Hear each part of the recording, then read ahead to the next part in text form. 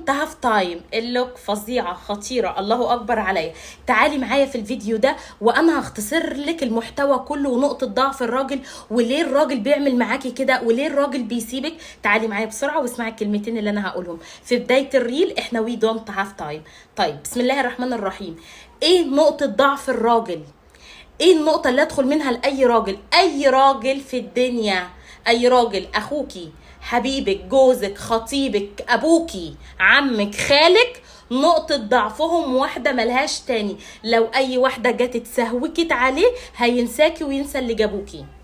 نقطة ضعفهم غريزتهم، ملهاش حاجة تانية. السهوكة والغريزة ملهمش حاجة تانية.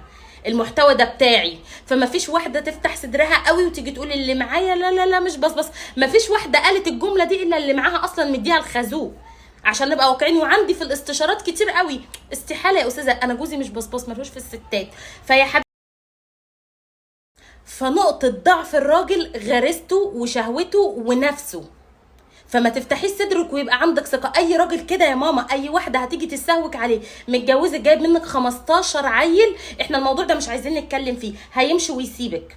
طب ما هي نص الرجاله اللي متجوزه على مراتاتها يا جماعه، محاكم الاسر، اللي خالعه، اللي خاينه، اللي بتفتش الموبايل، اللي بتلاقي الموبايل التاني شايله تحت دواسه العربيه. ما هو بصي حبيبه قلبي، هو الرجاله ما بتحبش الروتين، وانا نبهت كذا مره. طول ما عندك جديد، طول ما انت صاحيه زي الصقر ليه، طول ما انت مركزه مع جوزك. ما هو انا ما اتجوزش البس الفستان الابيض وخلاص كده خدت اللي انا عايزاه. لا لا لا، دي الحرب لسه هتبدا. يعني ايه؟ يعني انا لازم ابقى مش روتينيه، عندي جديد عشان ما يبصش بره على غيري. طب انا ست يا امان جميله ونظيفه وحلوه وبجدد يبقى هو نسوانجي، وده بنسبه 80% هم كده. فده اصلا الاشكال اللي زي دي المفروض ما تتجوزيهاش من الاول. انا اتجوز اعرف اتحكم فيه. فيا حبيبه قلبي، مفيش ثقه في الراجل.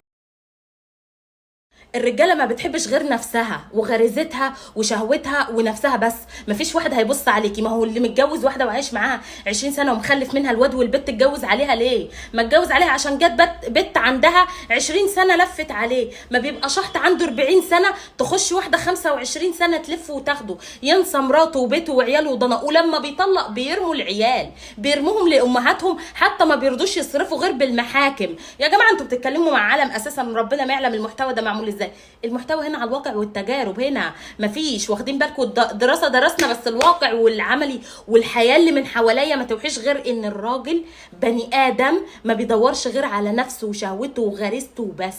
ملوش دعوه بحد، ملوش دعوه باي حد. ولا ليه ان انت بقيتي عليه، ولا اشتريتيه وقفتي جنبه في الايام الصعبه، خلفتي له الواد والبت، قعدتي تخدميه فيه عمرك كله، جاله المرض قعدتي تخدمي عليه، كل ده ملوش دعوه. تيجي بنت صغيره متقطقطه ينساكي وينسى اللي من الاخر. مفيش ثقه لاي راجل. علشان تعرفي الراجل اللي قدامك لازم كلمه السر ونقطه ضعفه معاكي السهوكه وغريزته هي نقطه ضعفه. فانا هدخل له منها. انا عشان جوزي وبيتي يبقوا مستقرين، هي دي كلمه السر انا بقولها لك علنا. انا علشان حياتي تستمر عدله لازم املى عين الراجل اللي معايا. هم نقطه ضعفهم كلهم في النقطه دي. هو ممكن بيبقى ماشي معاكي تعدي واحده جامده بيبص عليها وما بيعتمدكيش.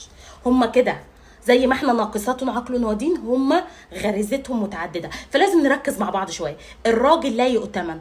الراجل لازم تبقي مركزه معاه. الراجل لازم يتفتش وراه.